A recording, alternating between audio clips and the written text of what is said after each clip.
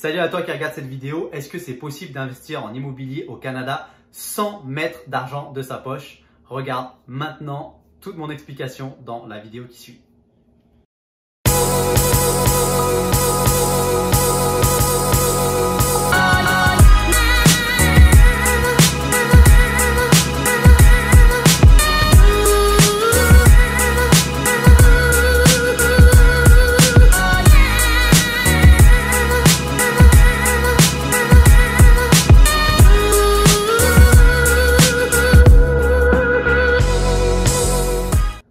Salut à toi, je m'appelle Falcon, je suis entrepreneur et fondateur du site Réussir au Canada. Et dans cette vidéo, on va voir est-ce qu'il est possible d'investir en immobilier au Canada sans mettre d'argent de sa poche.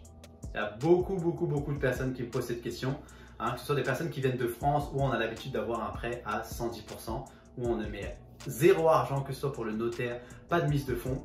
Aussi parce qu'au Canada, on voit beaucoup de séminaires qui se disent oui, investir sans argent, investir, no down payment, que ce soit en anglais ou autre.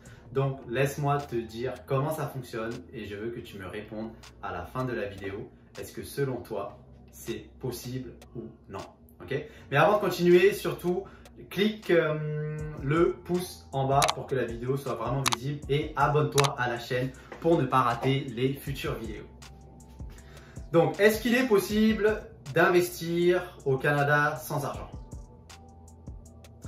La vraie question, ça va vraiment dépendre de comment en réalité toi tu interprètes cela. Mais ma question pour moi, c'est de dire non. Ok?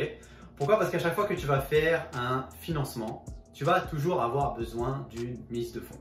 Okay? Le minimum vraiment légal, ça va être 5%. Et encore pour un investissement, ça va être beaucoup plus. Mais là, on va dire que le vrai minimum légal, ça va être du 5%. Par contre, la manière dont tu peux tourner cela et la manière dont tous les séminaires disent on n'investit pas, on investit sans argent, c'est que l'argent ne vient pas de leur poche.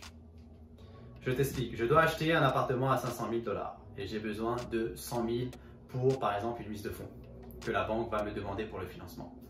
Et les 100 000 $, qu'est-ce que je fais? Je vais les emprunter, alors que ce soit ma famille, que ce soit dans une ligne de crédit, que ce soit à des prêteurs privés. Tout ça, ce que j'appelle des effets de levier, ce que j'appelle Other People Money, ce que j'enseigne dans ma masterclass ou que j'écris ça dans mon livre, c'est de prendre l'argent d'autres personnes, mais de toujours constituer cette mise de fonds. Et c'est pour ça que tu vois beaucoup de séminaires qui disent investir sans argent, c'est parce qu'en réalité, tu ne sors pas d'argent de ta poche. Par exemple, un de mes exemples, lorsque j'avais fait un achat de condo en investissement à Toronto, j'ai mis la moitié de ma poche, la moitié avec une carte de crédit. Alors, est-ce que c'était mon argent?